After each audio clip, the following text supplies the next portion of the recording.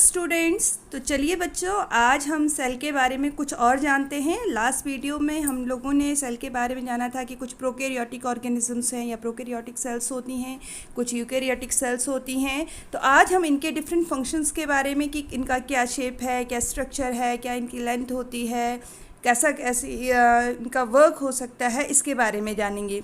तो सबसे पहले अगर हम देखें बेटा, तो जितनी भी सेल्स हैं उनमें क्या होता है, डिवीज़न ऑफ लेबर, यानी कि हर एक सेल्स क्या है, they are divided according to their work, अपने काम के अकॉर्डिंग डिवाइडेड हैं, क्योंकि हर एक सेल को क्या करना पड़ता है, because they have to perform different function. इसीलिए जो अलग अलग सेल्स हैं, या हम कह सकते हैं कि हमारी बॉडी में डिफरेंट फंक्शन भी होते हैं। जैसे हार्ट का काम क्या है, ब्लड को पंप करना है। हमारे लंग्स का काम क्या है, ऑक्सीजन की सप्लाई करना है बॉडी में, ठीक है। इसीलिए बॉडी की जो सेल्स हैं हम कह सकते हैं कि उनमें क्या होता है, डिवीज़न ऑफ लेबर है उनमें, और ये अलग अलग तरह से हमें दिखती हैं। इनका जो स्ट्रक्चर है ये अलग अलग होता है। आप देख भी सकते हैं, यहाँ पे हमने कुछ सेल्स का स्ट्रक्चर लिया है। आप देखेंगे यहाँ पे जो सेक्स सेल्स हैं, अगर हम ये देख सकते हैं आप, ये एग है, ये स्पर्म सेल है, ये मसल सेल्स हैं, ठीक है। ये फैट सेल है जहाँ पे हमारा फैट डिपॉजिट रहता है बॉडी में। ये हमारी बोन की सेल्स हैं, अगर देखें ये बोन सेल्स हैं। ये आरबीसी हमारे ब्लड सेल्स। ये हमारी बॉडी की नर्व सेल है। ये एपिथेलियल सेल्स हैं।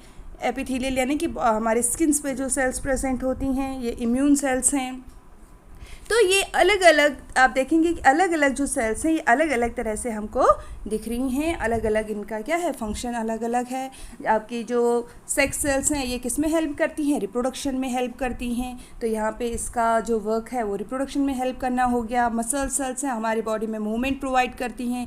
फैट सेल है, इसका काम है बॉडी में फैट को डिपॉजिट करना, फैट को स्टोर करना। बोन सेल्स हैं, ये भी हमारे स्केलेटल सिस्टम को क्या करती हैं, मजबूत करती हैं, उनके मूवमेंट में हमें हेल्प करती हैं। हमारे ब्लड सेल्स हैं, ये बॉडी में ऑक्सीजन को, हार्मोन्स को ट्रांसपोर्ट करने में हेल्प करती हैं। नर्व सेल अगर देखें तो नर्व सेल का काम क्या होता है, जो हमारी नर्व सेल्स हैं वो हेल्प करती हैं किसमें, मैसेजेस को ट्रांसफ़र करने में।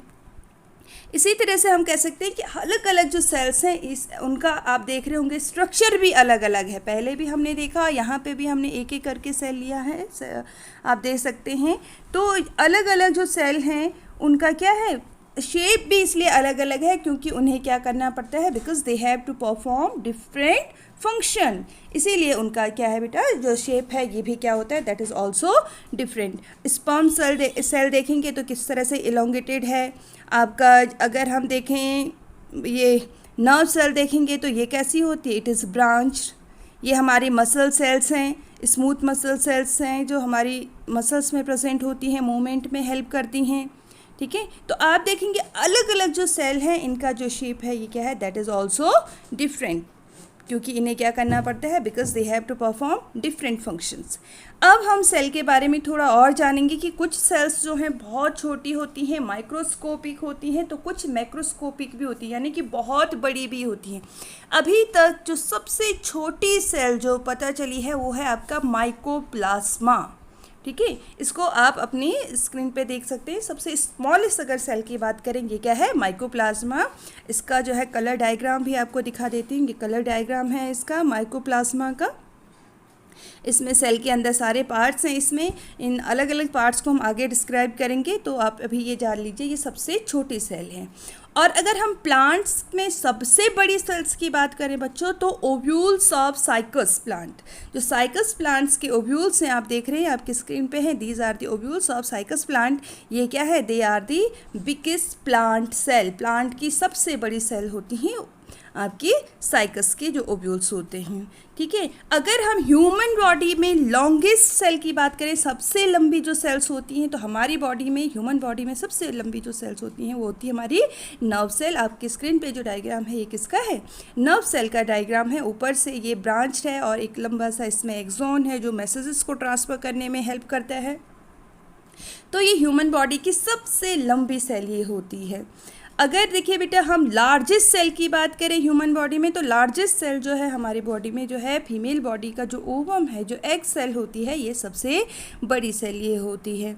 और सबसे स्मॉलेस्ट सेल की अगर ह्यूमन बॉडी की हम बात करें, तो ह्यूमन बॉडी की जो स्पर्म सेल है वो क्या है, that is the smallest cell in the human body. अब हम एनिमल सेल में सबसे बड़ी सेल की बात करें, क्योंकि हमने पहले प्लांट्स में सबसे बड़ी सेल की बात की थी, तो वो क्या था आपका साइकस प्लांट के ओव्यूल्स थे। एनिमल सेल्स की अगर हम बात करें तो ऑस्ट्रिच एग जो है ये बिगेस्ट सेल होती है, या हम कह सकते हैं कि सबसे बड़ी सेल ये होती है, जिसको हम अपनी नेकेड आइज से भी देख सकते हैं। ये एक ही सेल है, कोई भी जो एग होता है ये क्या है, that is a single cell. ठीक है, तो इनको कोई भी जो एग है हम उसको अपनी नेकेड आइज से देख सकते हैं। और अगर ऑस्ट्रिच का एग देखें तो ये सबसे बड़ी सेल होती है एनिमल सेल में, लाइक अ फुटबॉल के बराबर ये बड़ा ये होते हैं। अब देखिए बेटा, जो सेल का जो नंबर है, अलग अलग जो ऑर्गेनिज्म है उनमें सेल का जो नंबर है ये अलग अलग होता है, डिफरेंट डिफरेंट होता है।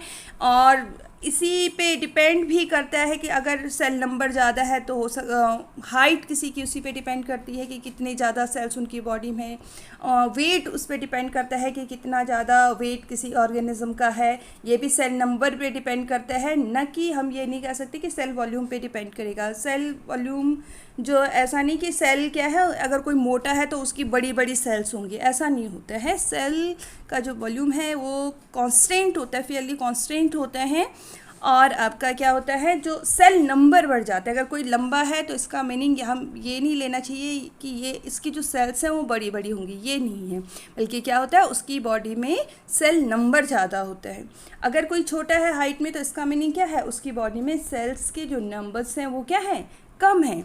किसी की हाइट बढ़ती है तो उसकी सेल्स का जो है साइज़ नहीं बढ़ता, बल्कि क्या बढ़ता है, उसकी बॉडी में सेल के नंबर बढ़ते हैं। और ये किसकी हेल्प से होता है, ये बॉडी में सेल डिवीज़न, जो बॉडी में आप सेल डिवीज़न पढ़ेंगे आगे तो उसमें आप समझेंगे इसको।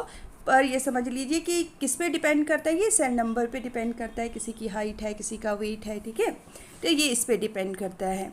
और अलग अलग ऑर्गेनिज्म में जो सेल नंबर है वो क्या हो सकता है, अलग अलग हो सकते हैं। बट कुछ ऐसे ऑर्गेनिज्म हैं, नेमेटोड्स आपके स्पेशली, जैसे आपके एस्केरिस हो गया, उसके जो डिफरेंट ऑर्गन्स हैं वहाँ पे सेल नंबर फिक्स्ड होते हैं। ठीक है, वहाँ पे क्या होते हैं, जैसे एस्केरिस हमने कहा, यहाँ पे क्या होते हैं, सेल नंबर्स फिक्स होते हैं। और इसी को हम क्या कहते हैं, यूटिलिटी कहते हैं। कि अगर किसी ऑर्गेनिज्म में क्या है, the phenomena of having a constant and genetically fix number of cells is called utility, इन्हें हम कह सकते हैं। ठीक है, जो यूटेलिक एनिमल्स हैं उनमें क्या होता है, माइटोसिस स्टॉप हो जाती है। ठीक है, फॉलोइंग एम्ब्रियोनिक डेवलपमेंट, उसमें माइटोसिस वगैरह की प्रोसेस नहीं होती है जब एम्ब्रियो डेवलप हो रहा होता है। और इसी को हम क्या कहते हैं, यूटेली कहते हैं। तो आई थिंक यहाँ पे आपको समझ में आया होगा, सेल के बारे में थोड़ा और आपने जाना।